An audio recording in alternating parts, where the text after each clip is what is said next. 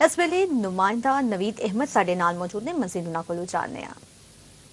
जी बिल्कुल, ईद अज़हा की नमाज अदा करन तो बाद वड्डी तादाद लोगों ने कब्रिस्तान का रुख कर दिया है। जिहड़ी साडी मजहबी रसूमात अदा करन तो बाद लोग अपने अजीज़ो कारब की कबूर ते आके फतेहखानी कर रहे हैं।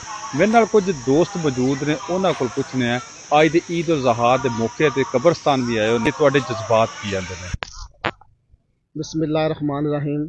सब तो पहला तो मैं तुहानू ईद की मुबारकबाद देना चाहांगा कि अज ईद के पुरमसरत मौके पर तुसां कब्रिस्तान का रुख किया है कि असीं इत्थे अपने पैरों आके मदफन करने, लेकिन असीं उस तो बाद बड़ा घट आने जी हकीकत है। तो असल मकसद तो साडा ही है, चाहिए भी सानू यही है, क्योंकि साडे वास्ते सारी जिंदगी ना मेहनत की है बजुर्गों ने। इन्हों की कबर से आके फातिहा खवानी आके सानू बड़ी खुशी महसूस होती है। साडी असल ईद ते आई भट्ट साहब जी, हकीकत देखिए। जी बिल्कुल भाई, ठीक कह रहे हैं। ये बजुर्ग ही होंगे ने, माँ बाप ने साडे जिन्हां दे सदके सानू जिंदगी मिली है।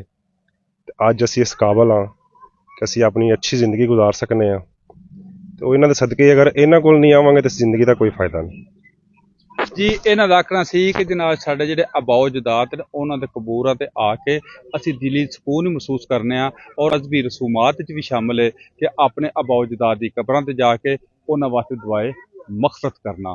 जी नवीद अहमद शुक्रिया सानू अपडेट करन लई।